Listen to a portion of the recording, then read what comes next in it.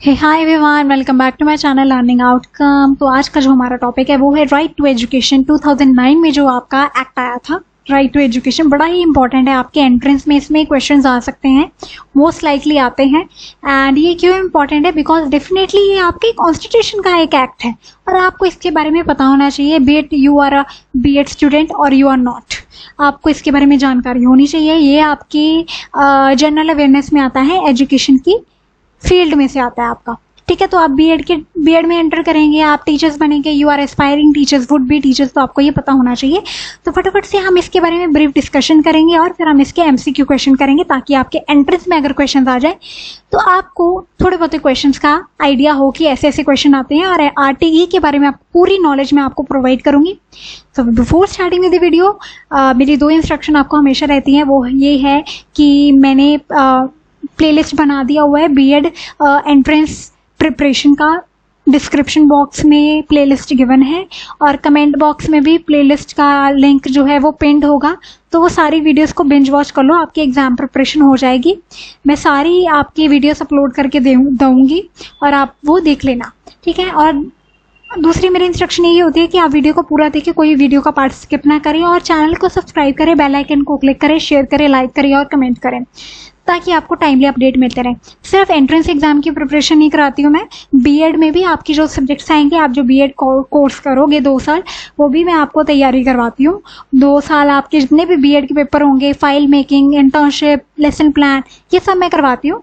And मेरे channel पे आप जुड़े एंड फॉलो करें, लेट्स स्टे कनेक्टेड। एंड अगर आप इंस्टाग्राम पे हैं तो do let me know, Instagram पे भी हम कनेक्ट कर सकते हैं, right. So without any further delay let's get started. तो आरटीई का मतलब होता है right to education. RTE act 2009 में आया था, ठीक है, 2009 में आया था, ठीक है। अब ये इफेक्ट में कब आया? 2010 में आया था, 1 अप्रैल 2010 में आया था, ठीक है। ये इनैक्ट हुआ था 2009 में, लेकिन इफेक्ट में कब आया? 1 अप्रैल 2010 को। ये लैंडमार्क लेजिस्लेशन है। लैंडमार्क लेजिस्लेशन का मतलब होता है कि ये बड़ी क्रांति लेके आया हमारे एजुकेशन के सेक्टर में। बिकॉज अब तो सबको राइट मिल गया, जो 6 से 14 साल के बच्चे उनको तो राइट मिल गया फ्री एजुकेशन का। अब ये हमारा article 21A of the constitution का पार्ट है। आर्टिकल 21A क्या बोलता है? राइट टू एजुकेशन 2009 में जो इनैक्ट हुआ था और इफेक्ट में कब आया था? 1 अप्रैल 2010, ठीक है। ये हमारे एजुकेशन को फंडामेंटल राइट बनाता है under article 21A of the constitution.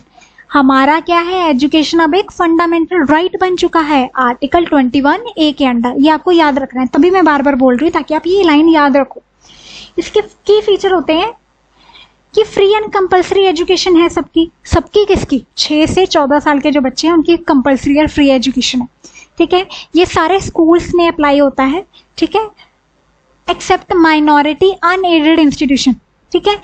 Almost सभी स्कूल में ये एप्लीकेबल है, ठीक है। इसमें क्या होगा? 25% रिजर्वेशन होगा इकोनॉमिकली वीकर सेक्शन बच्चों के लिए। EWS जो प्राइवेट स्कूल है ना, बड़े हाई फाई प्राइवेट स्कूल होते हैं जिसमें बड़े हाई फाई बच्चे जाते हैं अच्छे घरों के, लेकिन अब उसमें भी 25% रिजर्वेशन बन चुकी है कि ये जो इकोनॉमिकली वीकर बच्चे हैं ना, वो भी आपके स्कूल में एडमिशन ले सकते हैं, फ्री ऑफ कॉस्ट पढ़ेंगे वो भी, ठीक है। 6 से 14 साल का अगर कोई बच्चा है तो वो प्राइवेट स्कूल में जा सकता है। 25% रिजर्वेशन होती है इकोनॉमिकली वीकर बच्चों की, ठीक है।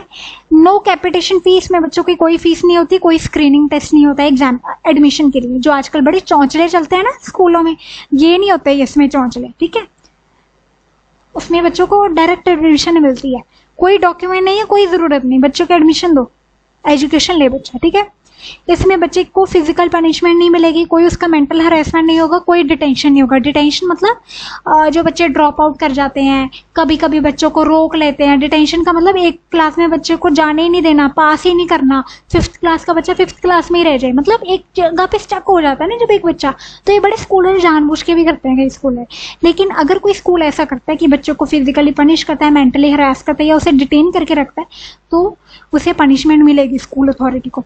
प्यूपिल टीचर रेशियो इन्होंने स्पेसिफाई करी है, ठीक है। इन्होंने बोला है कि रिकॉग्निशन मिलनी चाहिए स्कूल्स को और सारे स्कूल्स को ये एक्ट मानना ही होगा, ठीक है। School management committee government schools में बननी चाहिए। चाइल्ड सेंटर्ड और एक्टिविटी बेस्ड लर्निंग होनी चाहिए। चाइल्ड सेंटर्ड, पहले तो टीचर सेंटर्ड होती थी ना कि टीचर जो बोलेगा वही एजुकेशन होगी, नहीं, अब बच्चे के अकॉर्डिंग एजुकेशन होगी, इसलिए चाइल्ड सेंटर्ड एजुकेशन हम बोलते हैं आज की एजुकेशन को। इंफ्रास्ट्रक्चर होना चाहिए कैसा, टॉयलेट्स होने चाहिए, प्लेग्राउंड होने चाहिए और drinking water, safe drinking water होना चाहिए। तो मैंने आपको मेन बात बता दी, आप थोड़े क्वेश्चंस डिस्कस कर लेते हैं। राइट टू एजुकेशन एक्ट कब पास हुआ था? 2009 में पास हुआ था। आरटीई कब फोर्स में आया? 1 अप्रैल 2010 को फोर्स में आया, ठीक है। Which article of the Indian constitution deal with RTE? Article मैंने आपको बताया था 21A, फंडामेंटल राइट बन चुका है हमारा एजुकेशन, ठीक है। आरटीई क्या गारंटी करता है? एजुकेशन विच एज ग्रुप को, 6 से 14 साल के बच्चों को गारंटी करता है फ्री एंड कंपल्सरी एजुकेशन, ठीक है। Bare minimum percentage of reservation क्या होगी? 25%, ठीक है। मैंने बोला तो था प्राइवेट स्कूल में कितनी रिजर्वेशन होगी? 25% फॉर ईडब्ल्यूएस, मतलब इकोनॉमिकली वीकर सेक्शन बच्चों के लिए। आरटीई एक्ट क्या प्रोहिबिट करता है? फिजिकल पनिशमेंट नहीं मिलेगी बच्चे को, ठीक है, ये प्रोहिबिट करता है। प्रोहिबिट का मतलब होता है जो होनी नहीं चाहिए। क्या नहीं होनी चाहिए? फिजिकल पनिशमेंट नहीं होनी चाहिए।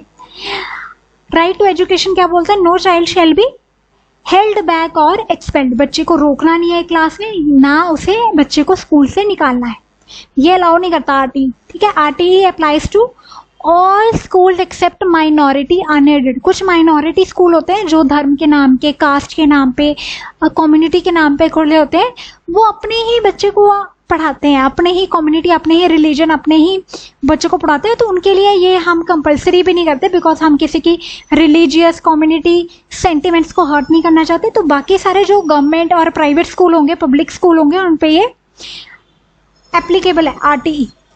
RTE ensure what kind of education? Free and compulsory education. Responsibility to implement RTE live किसके ऊपर रिस्पॉन्सिबिलिटी है? Both centre and state. मैंने पिछली एजुकेशन की वीडियो में बोला था जिसमें एनईपी 2020 हमने डिस्कस करा कि डिसेंट्रलाइजेशन होनी चाहिए पावर की, मतलब सेंटर या स्टेट के पास पावर नहीं होनी चाहिए, दोनों को मिलकर काम करना है, ठीक है। ये नहीं कि स्टेट बोले सेंटर की ड्यूटी है, सेंटर बोले स्टेट की ड्यूटी, नहीं, दोनों को मिलकर काम करना है। Education is a role and responsibility and functionality of both centre and state.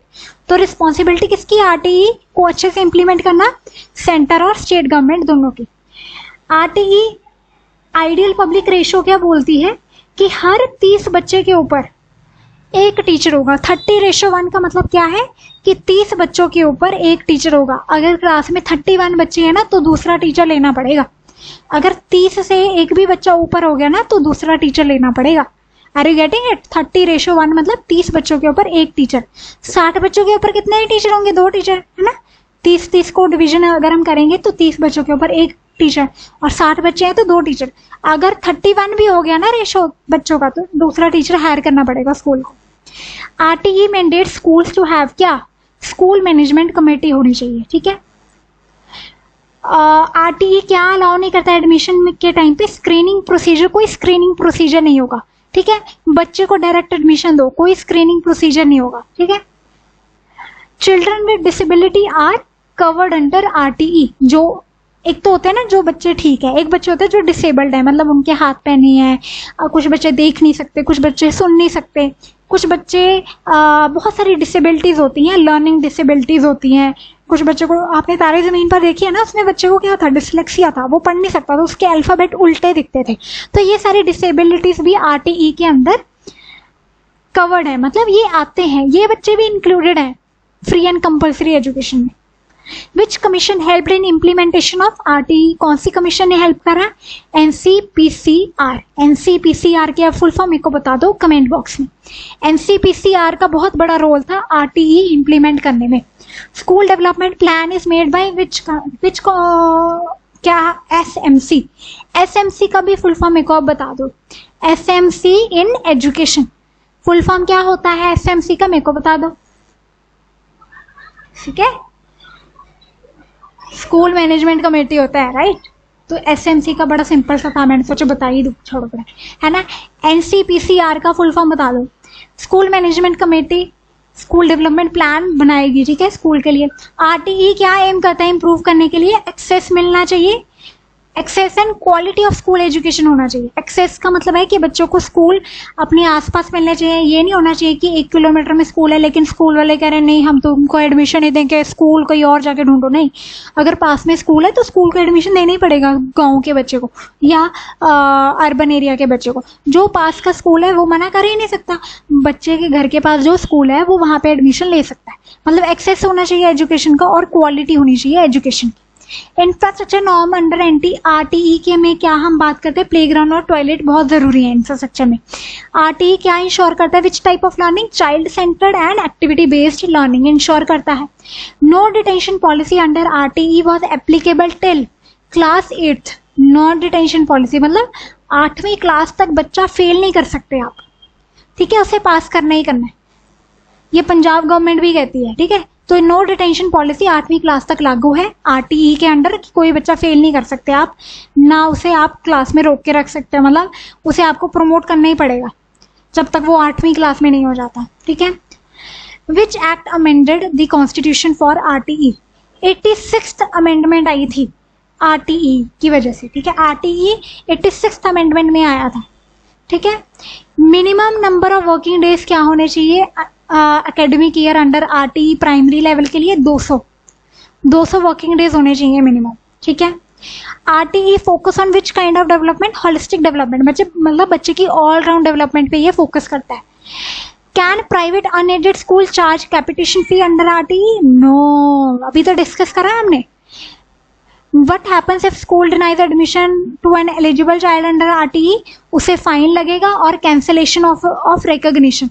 अगर कोई स्कूल चार्ज करता है फी 6 से 14 साल के बच्चे को एडमिशन के लिए तो उसको फाइन लगेगा और उसका जो रजिस्ट्री है, उसका जो रिकॉग्निशन है CBSE या एफिलिएशन, उसकी कैंसिल हो जाएगी, ठीक है। RTE is a part of which type of right, fundamental right है हमारा, अभी तो हमने डिस्कस करा, ठीक है। Who monitors the implementation of RTE at national level? NCPCR, इसका फुल फॉर्म मैंने बोला था ना, कमेंट बॉक्स में बताओ। Which exam is eliminated under RTE till class 8th? Pass fail exam system, ठीक है। पास फेल नहीं करना, बच्चे को सीधा प्रमोट करना है चाहे बच्चा फेल भी हो जाए। Can a child be denied admission due to lack of documents, no. अगर बच्चे के पास आधार कार्ड नहीं है, वो कुछ भी नहीं है, उसके पास बर्थ सर्टिफिकेट नहीं है, उसको एडमिशन देने देना चाहे जो मर्जी हो जाए। Minimum number of instructional hour per week under RTE upper primary level पे क्या होने चाहिए, 34 आवर्स, ठीक है। तो विद दिस हमारे 30 क्वेश्चन पूरे होते हैं RTE के, बड़ा इंपॉर्टेंट टॉपिक था। With this we are done with the topic. कोई आपको ऐसा टॉपिक हो जो आपको नहीं समझ में आ रहा, आप चाहते हो कि मैं वीडियो बनाऊं, तो सजेशन दो कमेंट बॉक्स में, और चैनल को सब्सक्राइब कर लो, बेल आइकन को क्लिक कर लो ताकि आपको टाइमली वीडियो मिलती रहे। एंड रोज वीडियो आएगा एग्जाम प्रिपरेशन के रिलेटेड, तो चैनल को सब्सक्राइब कर लो और शेयर कर दो, लाइक कर दो, कमेंट कर दो, बेल आइकन को क्लिक कर लो। तो see you soon in the next video, till then take care and I wish you all the best.